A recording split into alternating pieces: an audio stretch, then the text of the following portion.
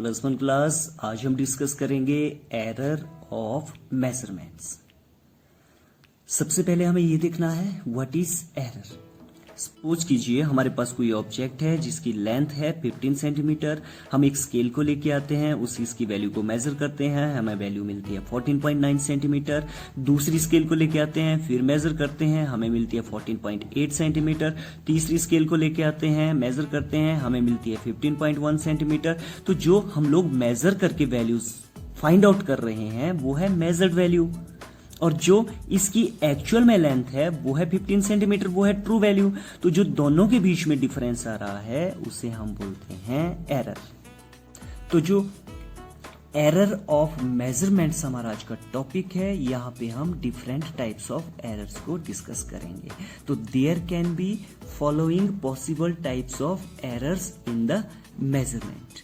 Number 1 constant error, number 2 systemic error and number 3 random error. तो हम इन errors को डिस्कस करेंगे। Number 1 constant error. Again same example को हम कंसीडर करते हैं कि सपोज कीजिए हमारे पास कोई ऑब्जेक्ट है। इस ऑब्जेक्ट की जो ट्रू वैल्यू है, ट्रू वैल्यू मींस जो इसकी एक्चुअल लेंथ है वो 15 सेंटीमीटर है। हम क्या काम कर रहे हैं, हम किसी स्केल की हेल्प से इस ऑब्जेक्ट की लेंथ को मेजर कर रहे हैं। जब हम स्केल की हेल्प से इस ऑब्जेक्ट की लेंथ को मेजर करेंगे तो हमें सपोज कीजिए इसकी लेंथ मिल रही है 14.9 सेंटीमीटर। इट मींस क्या हुआ, इसका मतलब ये हुआ एक्चुअल में लेंथ तो इसकी 15 सेंटीमीटर है, लेकिन हमें लेंथ मिल रही है 14.9 सेंटीमीटर की। जो स्केल है उस स्केल में 0.1 सेंटीमीटर का गड़बड़ है। जितनी बार भी हम उस स्केल का यूज करेंगे हर बार हमें 0.1 सेंटीमीटर की गड़बड़ मिलेगी। तो जो एरर हमें मिलेगा that will be constant error. कितने का गैप रहेगा, 0.1 सेंटीमीटर का एरर शो करेगा। इस टाइप के एरर को हम बोलेंगे constant error. Number 2 systemic error. What is systemic error? A systemic error is one that always produces an error of the same sign.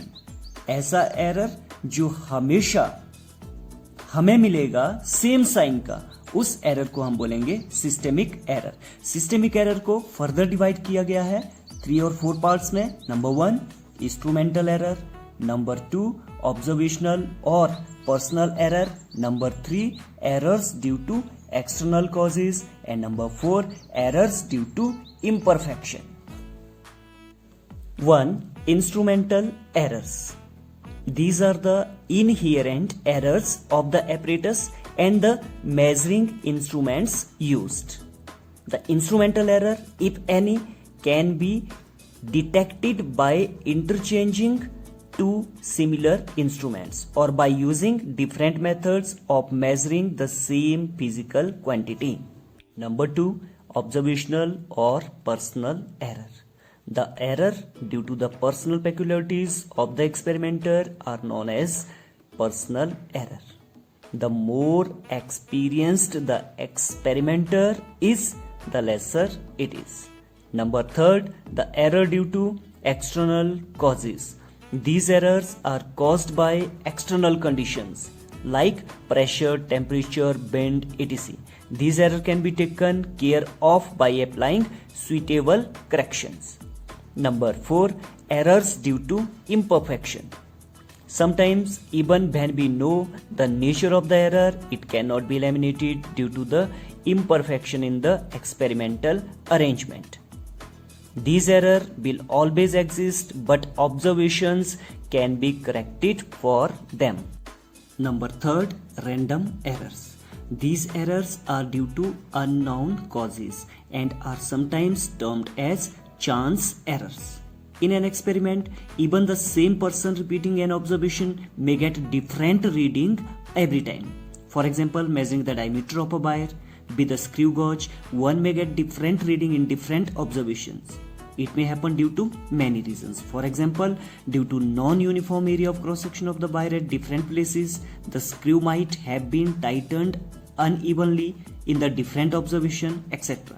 In such a case, it may not be possible to indicate which observation is most accurate. However, if we repeat the observation a number of times, the arithmetical mean of the all readings is found to be most accurate or very close to the most accurate reading for that observation.